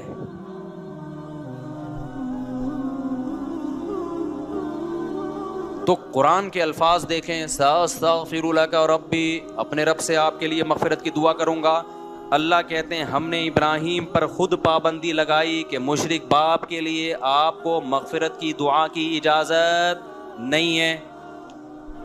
اگر اللہ پابندی نہ لگاتا تو ابراہیم ساری زندگی دعا کرتے رہتے. آج لوگ کہتے ہیں نا باپ کے جنازے میں نہیں گیا بیٹا کیونکہ باپ سے اختلافات بہت تھے. ابراہیم تو مشرک باپ جو شرک پر ابراہیم کو مجبور کر رہے ہیں, ان کے لیے بھی کہہ رہے ہیں کہ میں ان کا جنازہ بھی پڑھوں. دعائے مغفرت تو یہی ہے نا, جو موقع ملا مغفرت کی دعا کا میں کروں گا. تو جب تک اللہ پابندی نہیں لگا رہا, ابراہیم اپنے اوپر پابندی نہیں لگا رہے. بھائی بہت بڑا مقام ہے باپ اور ماں کا. آج ممبروں سے والدین کا جو مقام بیان کیا جاتا ہے نا, اس کو 100 سے ضرب دے دیا کرو, پھر جا کے ماں باپ کا مقام شروع ہوتا ہے. بہت بدتمیزی ہو رہی ہے گھروں میں ماں باپ کے ساتھ.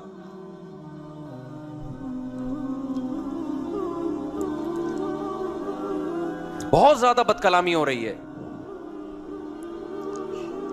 قرآن نے جتنے اہتمام سے ماں باپ کو بیان کیا والدین کو, اتنے اہتمام سے قرآن نے کسی اور کو بیان بولو نہیں کیا. اور یہ چیز تو عقل میں آتی ہے. اپنی ماں اور باپ کی محبت نہیں دیکھتے بچپن میں کیسے ہوتی ہے, کیسے 30 40 سال ماں روٹیاں پکا پکا کے کھلاتی رہے کہ آپ جیسے ابراہیم علیہ السلام نے باپ کو سمجھایا آگے دھمکیاں آنا شروع ہو گئیں. تو اب ابراہیم علیہ السلام جانتے تھے کہ اب اگر میں باپ کے ساتھ رہتا ہوں تو اس میں نہ باپ کا فائدہ نہ میرا فائدہ, اس سے ریلیشن جڑنے کے بجائے کیا ہوگا, خراب ہوگا. تو ایسی صورت میں باپ سے کنارہ کشی اختیار کر لی, بد کلامی نہیں کی. ہم بھی اولاد کو کہتے ہیں اگر باپ ظالم ہے, بعض دفعہ ہوتے ہیں ماں باپ ظلم کر رہے ہوتے ہیں, تو بدتمیزی مت کرو, کنارہ کشی اختیار کی جا سکتی, علیحدہ ہوا جا سکتا ہے. پھر ان کے ساتھ مالی تعاون کرتے رہو, ان کی خیریت پوچھتے رہو. چپک کے رہنا ضروری نہیں ہے, بعض دفعہ چپک کے رہنے میں بڑے نقصانات ہوتے ہیں, بہت سائیڈ افیکٹ ہوتے ہیں, ڈپریشن کے مریض بنتے ہیں, خودکشیاں ہوتی ہیں. تو یہاں غلطی پر ابراہیم علیہ السلام کے والد تھے, 100% غلطی پر تھے. لیکن ابراہیم علیہ السلام غصے میں کنٹرول سے باہر نہیں ہوئے کہ بھئی میرا باپ ہے, مجھے جنا ہے اس نے. کل باپ تانا دے سکتا ہے نا کہ آج تو جو اتنی تبلیغ کر رہا ہے تو بچپن میں شیلٹر تو میں نے دیا نا تجھے, کھلایا پلایا تو میں نے, ذمہ داریاں تو میں نے اٹھائی ہیں تیری.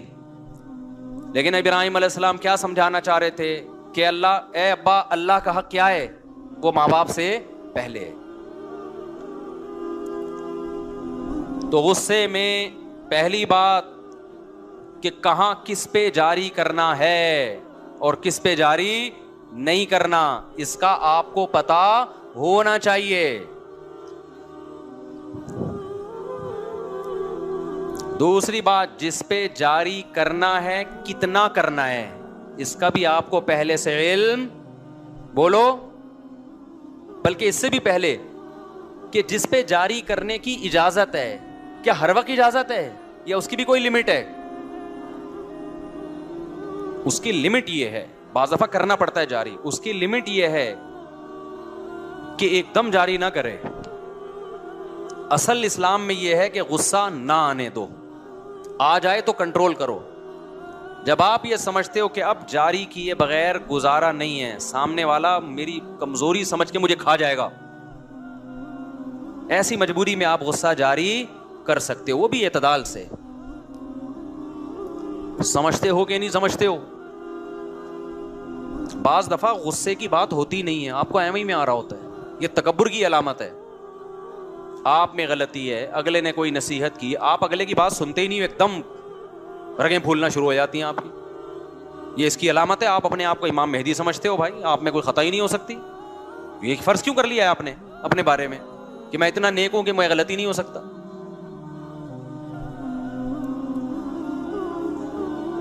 کوئی آپ کو سمجھا رہا ہے بھائی یہ ٹھیک نہیں ہے, وہ ایک دم بھائی سن تو لو نا کیا کہہ رہا ہے وہ, پھر اس کی ایکسپلینیشن کرو کہ بھائی یہ ٹھیک کہا آپ نے, یہ غلط کہا, صحیح سمجھے کہ غلط سمجھے. کوئی بات جیسے ہی کی جو ایک دم پڑک سے 2 فٹ اچھلنا شروع. میاں بیوی کے جھگڑوں میں یہ چیز بہت نظر آتی ہے, اسی سے مجھے اندازہ لگا لیتا ہوں غلط کون ہے. کسی آتے ہیں نا میاں بیوی کا جھگڑا ہوا, اب جھگڑا ہوا, ہم میرے سامنے دونوں بیٹھے ہوئے ہیں, ایک نے ابھی بتانا شروع کیا کہ یہ ایسی ہے یا یہ ویسی ہے, ایک دم وہ کیا ہو گئی, ہائے پر.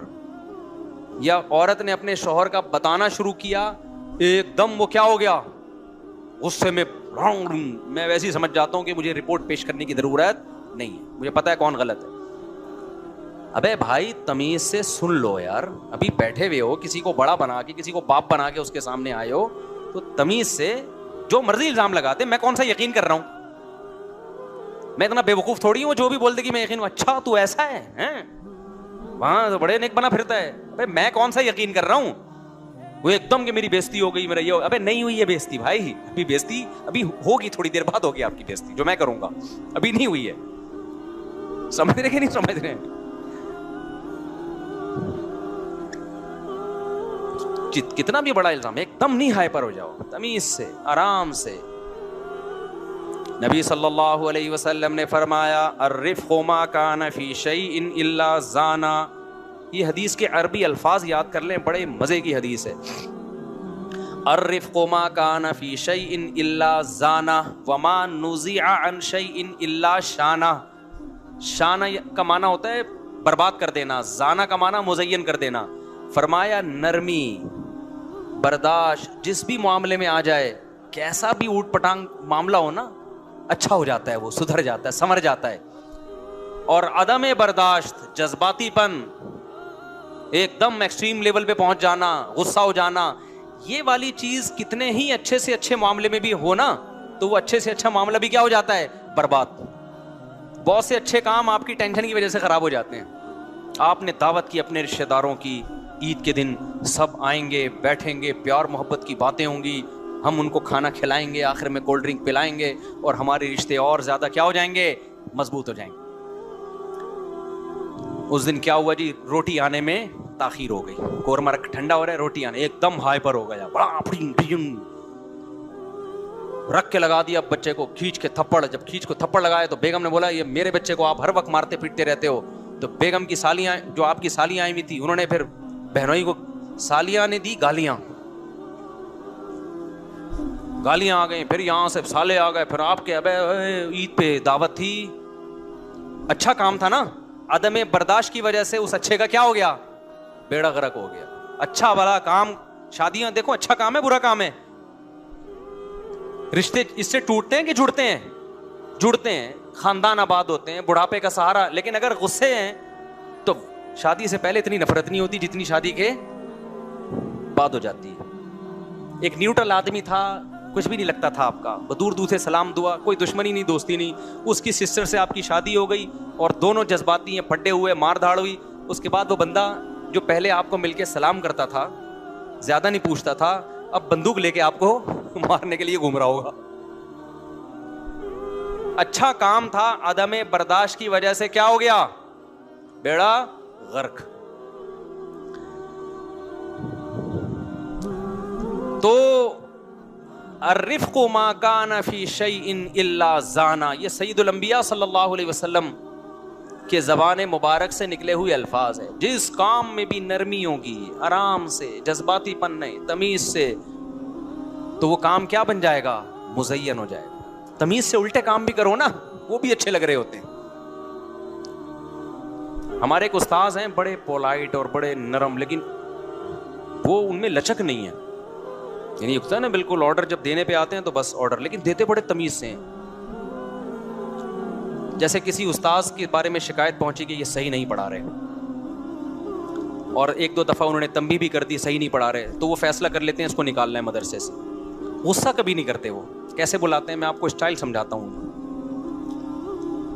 استاذ آئے گا ان کے پاس, مدرسے کے امپلائی ہیں, بیٹھیں گے, وہ چائے پلائیں گے. آدمی سمجھتا ہے شاید میرے مزید انکریمنٹ لگنے والے ہیں. ایک دم جلد بازی میں فیصلہ نہیں کرتے, پہلے کئی بار تنبیہ کی کہ آپ کی غیر حاضریاں بہت ہو رہی ہیں, آپ ایبسینٹ بہت ہوتے ہو, آپ سلیبس کو مکمل نہیں کر رہے, یہ مدرسہ ہے, وقف کا مال ہے, یہاں پہ ذمہ داری پوری کریں. ایک نوٹس, بڑی تمیز سے, 2 نوٹس, تیسرا نوٹس, چوتھا, پھر یہ جائے گا کہ ہم آپ کو نکال بھی سکتے ہیں, آپ ذمہ داری. کہیں بھی اس میں گالی گلوچ اور جذباتی, ابے تجھے کیا, تو انسان کا بچہ ہے, گدھا ہے, ایسا کوئی اسٹائل نہیں ہوتا. یہ میرے ٹیچر ہیں, ان کی بات کر رہا ہوں میں. بڑے اچھے اخلاق نا, کام پورا پراپر کرتے ہیں. ایسا نہیں کہ اخلاق میں کام ہی الٹے شروع کر دیں کہ بھائی جو پڑھا رہا ہے ٹھیک ہے, نہیں پڑھا رہا تو بھی ٹھیک ہے. نا اتنا نیک بننے کی ضرورت نہیں ہے. لیکن وہ اپنی زبان نہیں خراب کرتے, غصہ نہیں آنے دیتے. تو وہ کیا کریں گے, بلائیں گے ایک استاذ کو. انہوں نے اپنا واقعہ, استاذ نے مجھے خود بتایا کہ میں گیا تو بیٹھ کے انہوں نے کہا کہ جی وہ چائے پلائی. کہتے میں نے کہا شاید بہت ترقی ہونے والی ہے میری. تو کہا کہ دیکھیے آپ کو میں نے اس سلسلے میں بلایا تھا کہ آپ کی غیر حاضریاں بہت زیادہ ہیں. بولتے بھی بڑے ٹھہراؤ کے ساتھ, آرام سے. آپ جانتے ہیں نا, یہ جانتے ہیں ان استاذ کو, بڑے آرام سے, کہ بعض دفعہ سنائی نہیں دیتا, بولنا پڑتا ہے کہ حضرت تھوڑا سا لاؤڈلی ہو جائے. تو تو وہ دیکھیے آپ چونکہ پڑھا نہیں رہے ہیں اور آپ کی غیر حاضریاں بھی ہیں اور آپ کو کئی بار تنبیہ کی گئی، تو اگلا سمجھتا ہے کہ شاید ایک اور بار اب چائے پلا کے تنبیہ کی جا رہی ہے کہ دھمکیوں سے باز نہیں آ رہے، تو ہو سکتا ہے اکرام سے. تو ایسا ہے کہ وہ آپ کا جو ہے نا، ہم نے آپ کوئی اور اگر مدرسہ دیکھ لیں تو یہ آپ کے لیے مناسب رہے گا. اگلا سمجھتا ہے شاید مشورہ دیا جا رہا ہے مجھے میرے وسیع تر مفاد کے لیے. تو اگلا اگر یہ کہنا کہ میں نہیں دیکھنا، میں تو یہیں پڑھانا چاہتا ہوں، تو بڑے آرام سے کہتے ہیں کہ یہاں سے تو آپ کا اخراج کر دیا گیا، اس سلسلے میں آپ کو بلایا تھا. سمجھتے ہو کہ نہیں؟ اب اگلے کے سمجھ میں نہیں آ رہا ہوتا کہ میں ان پہ غصہ کروں یا انہوں نے جو مجھے عزت دی ہے میں بھی ان کو چائے پلاؤں اس عزت کے بدلے میں. سمجھ میں آ رہی ہے؟ اب وہ زمین آسمان کا زور لگا دے نا، مدرسے میں اس کے لیے جگہ نہیں ہے. سفارشیں لے آئے، وہ پاؤں میں گڑ جائے، وہ گالی گلوچ شروع کر دے، وہ غصہ ہو جائے، لیکن ان کا اسٹائل چینج نہیں ہوگا. ابے نکل یہاں سے، ابے نہ آپ کا اخراج یہاں سے کر دیں، تشریف لے جائیں. دیکھو مجھے ایک بات بتاؤ، طلاق سے بری کوئی چیز ہے؟ یہ آخری بات کر کے بیان ختم کرتا ہوں، پھر اسی ٹاپک کو، یہ بہت اہم ٹاپک ہے، اگلے ہفتے انشاءاللہ مزید لے کے چلیں گے. طلاق سے بری کوئی چیز ہے جس کے سائیڈ ایفیکٹ کتنے زیادہ ہوتے ہیں؟ بتاؤ نا. حدیث میں آتا ہے ان ابغض الحلال الی اللہ الطلاق، حلال چیزوں میں سب سے ناپسند اللہ کو کیا لگتی ہے؟ طلاق. کتنی بری چیز ہے، کیونکہ طلاق کا مطلب دو جو زندگی بھر جنہوں نے ساتھ رہنے کا سوچا تھا ان کا بریک اپ ہو رہا ہے، وہ آپس میں کیا ہو رہے ہیں؟ جدا. اس سے دو خاندان ٹوٹ رہے ہیں، بچے تباہ ہونے کا خطرہ ہے، رول رہے ہیں. لیکن اگر فیصلہ کر ہی لیا ہو نا علیحدگی کا، تو قرآن نے کیا کہا؟ یہ کام بھی غصے میں کرنے کا نہیں. امساکم بمعروف او تسریح باحسان، محبت سے عزت کے ساتھ رخصت کرو. لیکن کتنے سائیڈ ایفیکٹ ہیں اس کے، لیکن یہ بھی جذبات میں نہیں دھکے دے کے نکالا، ایک دم غصے میں جھاگ نکل رہا تھا اور دھڑ دھڑ دھڑ طلاقیں دے دی. نا نا نا نا نا نا. اگر مجبوری میں یہ کام کرنا پڑے تو رسپیکٹ کے ساتھ، عزت کے ساتھ، آرام سے اس کو کیا کرو؟ رخصت کرو. اس کا سارا جہیز واپس کرو، اس کو سارا مہر دو، عدت کا خرچہ دو، اور پھر اس پہ الزامات مت لگاؤ. نہ وہ آپ پہ الزام لگائے، نہ بول کوئی پوچھے کہ کیوں علیحدگی ہوئی، بولے بھائی ہماری آپس کی انڈرسٹینڈنگ نہیں تھی، ہمارے ذہن نہیں ملتے تھے آپس میں، اس لیے ہم نے ارادہ کیا کہ ہم کیا ہو جاتے ہیں؟ الگ ہو جاتے ہیں. تو ایسے برے عمل کو جب اسلام کہتا ہے کرنا ہی ہو تو تمیز سے کیا جائے، تو جو تمیز کے کام ہے ان کو بھی بدتمیزی سے کرنا کہاں سے جائز ہوگا؟ ابے کیسے، میں بھی بدتمیزی پہ آ گیا ہوں. اصل مسئلہ یہ ہے، آپ کہیں گے بیان تمیز سے ہو رہا ہے، خود مفتی صاحب کس پہ آ گئے ہیں؟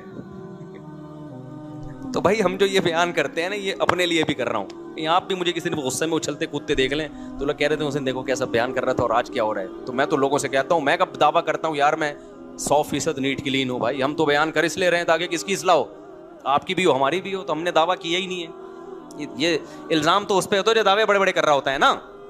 کیا خیال ہے بھائی؟ ہم تو بیٹھے ہیں بات چیت کے لیے یار. قرآن و سنت یہ کہتا ہے، اللہ کرے آپ کو بھی توفیق مل جائے، اللہ کرے ہمیں بھی توفیق مل جائے. ہم تو اس لیے بیان کر رہے ہیں کہ اللہ مجھے بھی توفیق دے. اس لیے ایسا نہ کبھی میں غصے ہو رہا ہوں کلپ بنا کے ڈال دو دیکھو بیان کیا کر رہا تھا. تو بیان میں کر اس لے رہا ہوں تاکہ اگر میرے اندر غصہ ہے تو وہ بھی کیا ہو، وہ بھی. اچھا بعض دفعہ مصنوعی غصہ کرنا پڑتا ہے گھر میں، تو یہ سیٹ اپ بہت ضروری ہے. آ نہیں رہا ہوتا آدمی، تھوڑا روب رہا ہے، جیسے بچوں کو یوں کر کے آنکھیں دکھاتے ہیں نا، بعض دفعہ آ نہیں رہا ہوتا لیکن وہ سیاسی غصہ ہے. وہ اس کی اہمیت کا میں منکر نہیں ہوں. وہ گھر میں بیگم کے سامنے بھی، ساس سسر کے سامنے بھی وہ الٹی باتیں منہ سے اوپر سے اللہ کو کہہ دیا کرو اللہ میں اتنا الٹا ہوں نہیں، ایسا نہ فرشتے لکھ کے الٹا ہی لٹکا دے جہنم میں. وہ پھر سیاستاً اس طرح کے ڈائلاگ ہوتے ہیں کہ بیگم قابو میں نہیں آ رہی تو بیگم جب میری کھوپڑی گھومتی ہے نا تو میں کچھ سوچتا نہیں ہوں. یہ صرف ڈرانے کے لیے، کیونکہ اگر آپ نے اس کو بتایا کہ میری کھوپڑی گھومتی ہی نہیں ہے اور میں بہت پولائٹ آدمی ہوں اور میں کنٹرول میں رہتا ہوں، تو وہ کنٹرول سے کیا ہو جائے گی؟ باہر ہو جائے گی. بعض دفعہ وہ خواتین جو بیان نہیں سن رہی. تو گھر میں چونکہ مرد کو اللہ نے بنایا ہے سربراہ، تو سربراہ کا روب ہونا کیا ہے؟ ضروری ہے، ورنہ ماتحت سارے کنٹرول سے باہر. تو وہاں سیاسی ڈائلاگ کے طور پہ آپ یہ رپورٹ پیش کر سکتے ہیں کہ بیگم میرا تو ماضی بہت خطرناک رہا ہے، میرا جو ماضی ہے نا پاس، آپ واقعات دیکھ لو. وہ ایک آدمی گیا نا جب شادی ہوئی تو جیسے ہی کمرے میں گیا تو بلی میاؤں میاؤں کر رہی تھی, اس نے اٹھا کے اس کی گردن مڑو کے پھینک دی. تو بیگم ڈر گئی, ابے یہ کیا ہے. یہ سیاسی چیزیں ہوتی ہیں. وہ دو بھائیوں کی شادی ہوئی, ایک بھائی کی بیگم کنٹرول میں تھی, دوسرے کی کنٹرول سے باہر تھی. ایک تو خواتین وہ نا رپلائی کرنا شروع کر دیتی ہیں ایسے لطیفوں پہ کہ دیکھو عورتوں کے خلاف ہے اور مردوں کو بدتمیز بنا رہا ہے. وہ بھائی پورا بیان سن لیں تو یہ ایک اتنا سا چٹکلا نہ نکالیں. پورے بیان میں تو بیان ہی تمیز پہ ہو رہا ہے نا, یہ تو کچھ سیاسی ٹوٹکے ہیں. اس کا مقصد آپ کو کوئی چنگیز خان بنانا نہیں ہے. تو ایک آدمی تھا, وہ جب گھر میں دو بھائی تھے, 6 مہینے ہو گئے شادی کو, ایک کی بیوی کنٹرول میں اور ایک کی کنٹرول سے باہر. اس نے دیکھا کہ یار ایک کی تو اتنی فرما بردار ہے. اس نے پوچھا یار تو نے کیسے کنٹرول کیا؟ کہہ رہا میں جب گھر میں آتا تھا کوئی گلاس ولاس پڑا ہوتا تھا نا راستے میں تو ہٹا کے تمیز سے رکھتا نہیں تھا, لات مار کے ہٹاتا تھا اس کو. ہٹائے. بیگم ڈر گئی کہ یار یہ گلاسوں اتنے توڑ دیے اس نے, تو کیسا نہ ہو غصہ ہے تو مجھے ہی نہ توڑ دے. ڈر گئی وہ. آج کل ڈرتی ورتی نہیں ہے, یہ پہلے بتا دوں میں. آج کل آپ لات سے توڑیں گے وہ دانت توڑے گی آپ کے. تو یہ ونس اپون اے ٹائم. آج کوئی اور طریقہ اختیار کریں, وہ سیاسی لیکن اسٹائل تھوڑا چینج ہو. تو دوسرے نے کہا کہ چلو یار ہم بھی کل سے گلاس توڑنا شروع کرتے ہیں. آیا گلاس توڑا. بیگم نے کہا یہ 6 مہینے پہلے کرنے کا کام تھا, اب نہیں. تو آج کل کی خواتین جو ہوشیار ہو گئیں اس پہ بس ایک مختصر لطیفہ سنا کے کہ آج کل کا تھوڑا ٹیکنیکل طریقہ اختیار کرنا پڑے گا. وہ ایک آدمی نے روب کے لیے کیا کیا, جب شادی ہوئی نا تو کپڑے لٹکا دیے دلہن کے, 3 دلہنوں کے کپڑے, تاکہ بیگم روب میں آئے. بیگم نے پوچھا یہ لیڈیز کے کپڑے لٹکے ہوئے ہیں یہ کیا ہیں؟ اس نے کہا دیکھو میری پہلی بیوی بدتمیز تھی, میری بات نہیں مانتی تھی, اس کا مرڈر کیا میں نے, اور یادگار کے طور پہ میں نے اس کی ساڑی یہاں لٹکا دی. بھائی خطرناک. یہ دوسرے کپڑے کس کے ہیں؟